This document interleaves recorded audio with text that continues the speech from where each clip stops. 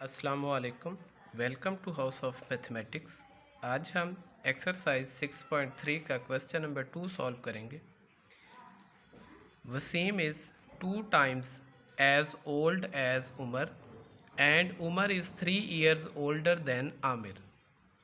Umar is n years old, write algebraic expression.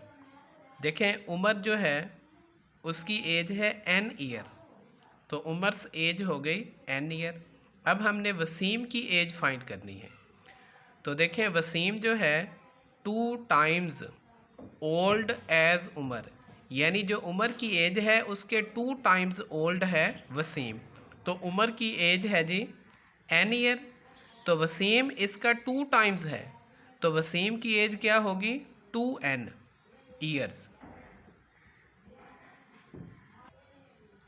और उमर्स की as है जी n ईयर्स। अब आमिर की एज फाइंड करनी है। देखें, Umar is 3 years older than Aamir, यानी उमर आमिर से 3 साल ओल्डर है, बड़ा है। तो आमिर उमर से क्या हुआ, 3 साल छोटा हो गया, यानी आमिर की जो एज है वो उमर की एज से 3 year लेस है। तो आमिर की एज क्या आएगी, उमर की एज है n ईयर, इनमें से 3 year लेस कर दें तो क्या आ जाएगा n-3 years। ये आमिर की एज आ गई। क्वेश्चन नंबर 3 है, इसमें अलजेब्रिक एक्सप्रेशन लिखी गई हैं।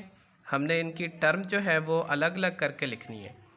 देखें, ये हमने पढ़ा है कि प्लस और माइनस जो है ये अलजेब्रिक टर्म को सेपरेट करता है, यानी अलजेब्रिक एक्सप्रेशन के जो पार्ट्स हैं उनको सेपरेट करता है। कौन? प्लस और माइनस। तो देखिए, ये n+3 है, तो ये प्लस से पहले एक पार्ट है जी, ये एक टर्म हो गई, और ये जो 3 है ये सेकंड पार्ट है, ये सेकंड टर्म हो गई। तो ये टर्म आ गई n और 3,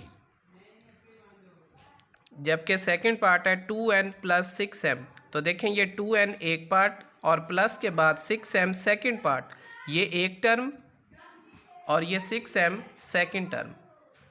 यहाँ देखें l cross m cross n, यानी ये मल्टीप्लाई हो रहे हैं, l multiply m multiply n। तो मल्टीप्लिकेशन और डिवीजन ये अलजेब्रिक एक्सप्रेशन के पार्ट्स को सेपरेट नहीं करते, तो ये हमारे पास एक ही पार्ट है, तो ये एक ही टर्म होगी l m n। यहाँ देखें, ये 4xy एक टर्म है, फिर ये प्लस आ गया, फिर ये आगे सेकंड पार्ट आ गया, ये सेकंड टर्म हो गई 6y, और ये माइनस आ गया, फिर ये आगे थर्ड टर्म हो गई, ये थर्ड पार्ट हो गया, ये -5 थर्ड टर्म हो गई। ये ab + 2, इसमें ab फर्स्ट टर्म और ये प्लस आ गया, इसके बाद ये सेकंड पार्ट, ये सेकंड टर्म हो गई। क्वेश्चन नंबर 4 है, इसमें ये हमारे पास अलजेब्रिक एक्सप्रेशन लिखी हुई है, हमने कोफिशिएंट लिखने हैं इसमें टर्म्स के। तो देखिए, ये जो 4a ये फर्स्ट पार्ट है और ये 3b सेकंड पार्ट है अलजेब्रिक एक्सप्रेशन का, और इन पार्ट्स को हमने ये प्लस से सेपरेट किया हुआ है। तो ये जो 4a है ये हमारे पास टर्म बन गई, ये 3b भी टर्म्स है, यानी हमारे पास इसमें 2 टर्म्स है, एक 4a और एक 3b। अब देखें, ये जो एक सिंगल टर्म है इसमें ये जो 4 है जो वेरिएबल के साथ मल्टीप्लाई हो रहा है, कांस्टेंट नंबर, इसे कहते हैं कोफिशिएंट। ये कोफिशिएंट है,